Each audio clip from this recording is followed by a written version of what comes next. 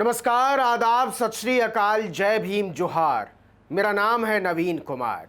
आखिर वही हुआ जिसकी आशंका सोशल मीडिया पर काम करने वाले मेरी तरह के पत्रकार लंबे समय से जताते रहे हैं कि उत्तर प्रदेश के चुनाव से पहले योगी आदित्यनाथ की सरकार कहर बनकर टूटेगी।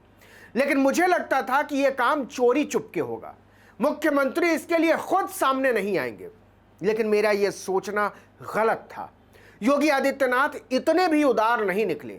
वो इस बात को लेकर बहुत परेशान हैं कि गंगा में दफनाई गई लाशें उत्तर प्रदेश के चुनाव में न तैरने लगें। वो इस बात को लेकर बहुत परेशान हैं कि ऑक्सीजन सिलेंडर के बिना तड़प तड़प कर मरते लोगों की लाशें उत्तर प्रदेश के चुनाव में न तैरने लगें। वो इस बात को लेकर बहुत परेशान हैं कि भयानक बेरोजगारी और छात्रों पर लाठीचार्ज की तस्वीरें उत्तर प्रदेश के चुनाव में न तैरने लगें। इसलिए बिना किसी लाग लपेट के मुख्यमंत्री योगी आदित्यनाथ ने खुद आगे बढ़कर कहा है कि केंद्र और राज्य सरकार की नकारात्मक छवि पेश करने वालों को जवाब देने की जरूरत है और इसके लिए बिना मुहूर्त देखे सोशल मीडिया पर सक्रिय होना पड़ेगा।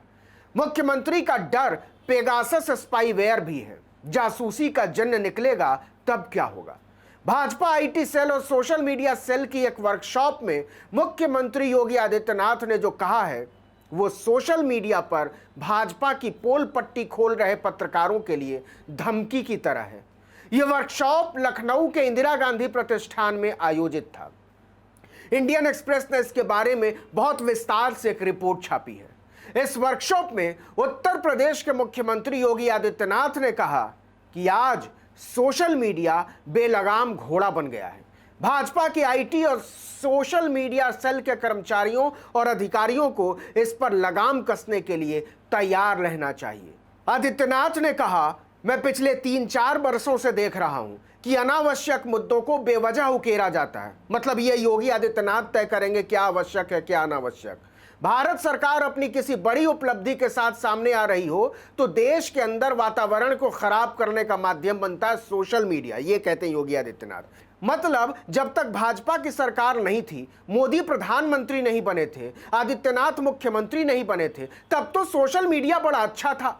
सरकार की धज्जी उड़ाता था तो उस पर प्यार लुटाने का दिल करता था, मोदी के गुण गाता था, योगी पर दिल लुटाता था, तब तो सोशल मीडिया बड़ा अच्छा था। लेकिन अब सोशल मीडिया दुष्ट हो गया है, बेलगाम हो गया है, बदमाश हो गया है, बर्दाश्त के बाहर हो गया है। उस पर लगाम कसने की जरूरत है और ऐसा हम करके रहेंगे।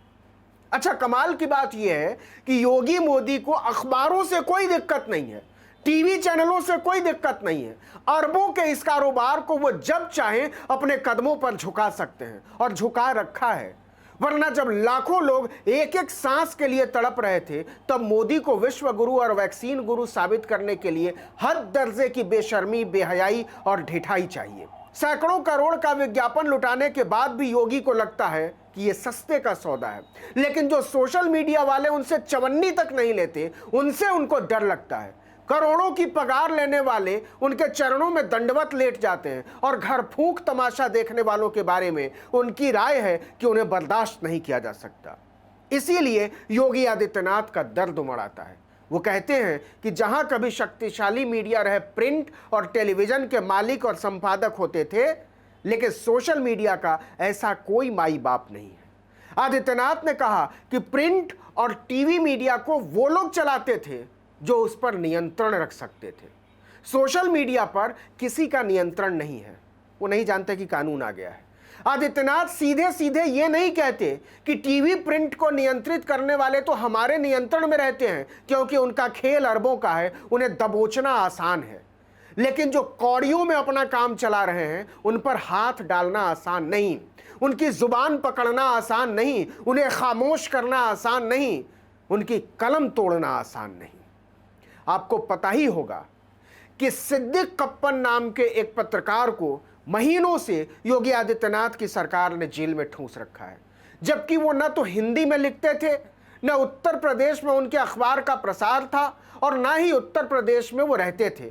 वो तो बस हाथरस में एक दलित लड़की को रेप के बाद मार दिए जाने और गैर कानूनी तरीके से रात के अंधेरे में मिट्टी तेल छिड़क कर जला दिए जाने की घटना को रिपोर्ट करने जा रहे थे।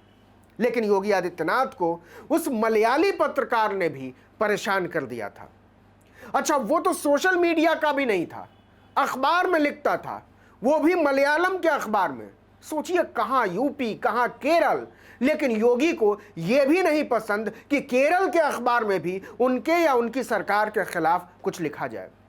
इसलिए वो सोशल मीडिया को बहाने की तरह इस्तेमाल करते हैं और कहते हैं कि इस बेलगाम घोड़े को नियंत्रित करने के लिए हमारे पास उस प्रकार का प्रशिक्षण और उस प्रकार की तैयारी बहुत जरूरी है। यह उस प्रकार का प्रशिक्षण और उस प्रकार की तैयारी किसे कहते हैं, यह अपने आप में शोध का विषय है। लेकिन योगी आदित्यनाथ की भाषा बहुत हद तक इसका इशारा कर देती है। उन्होंने कहा कि सोशल मीडिया पर आने वाली खबरों की वजह से विपक्ष हमारा फायदा उठाता है और हम ऐसा नहीं होने देंगे। गौर कीजिएगा, उन्होंने कहा कि हमें व्यावसायिक दक्षता के साथ टीम बनाकर काम करना होगा और मुट्ठी भर लोग जो माहौल खराब करने का काम कर रहे हैं उनको जवाब देना होगा। यह जवाब किस तरह का होगा, इसे समझने के लिए आपको सीए एनआरसी आंदोलन के बाद चौराहों पर लगाए गए बैनर, पोस्टर और कुर्की जब्ती के आदेश को याद करना पड़ेगा। हालांकि इस पर इलाहाबाद हाई कोर्ट ने ऐसी फटकार लगाई थी कि सरकार से जवाब देते नहीं बन रहा था। यह बहुत बड़ा संदेश है कि यूपी विधानसभा चुनाव से पहले माहौल क्या होने वाला है, खबरें किस तरह से आने वाली हैं, गढ़ी जाने वाली हैं, टीवी पर क्या नजर आने वाला है और सोशल मीडिया पर कैसे लगाम कसी जाने वाली है। आप इसका अंदाजा इसी से लगाइए कि लखनऊ में भाजपा सोशल मीडिया और आईटी सेल की इस बैठक में फेक न्यूज के मास्टर और भाजपा आईटी सेल के प्रोफेसर अमित मालवीय भी शामिल थे। मुख्यमंत्री के अलावा दोनों उप मुख्यमंत्री शामिल थे, प्रदेश महामंत्री सुनील बंसल शामिल थे। आप लिख कर ले लीजिए, ऐसा हर आदमी योगी सरकार के निशाने पर है जो सरकार से सवाल कर रहा है, चाहे वो रोजगार का मुद्दा हो, चाहे वो किसानों का मुद्दा हो, चाहे वो महंगाई का मुद्दा हो, चाहे वो कानून व्यवस्था का मुद्दा हो। लखनऊ से जारी की गई चेतावनी के संदर्भ यही है। इसको आप माने या ना माने, लेकिन जैसे जैसे चुनाव करीब आएंगे इसका मतलब और साफ होता जाएगा। आप तो ये बताइए कि कोरोना के प्रबंधन में आदित्यनाथ ने बेमिसाल काम किया है। आप तो बस ये बताइए कि यूपी में बेरोजगारों पर बरसाई जा रही लाठियां विपक्ष की साजिश हैं और असल में तो रोजगार की बहार आई हुई है।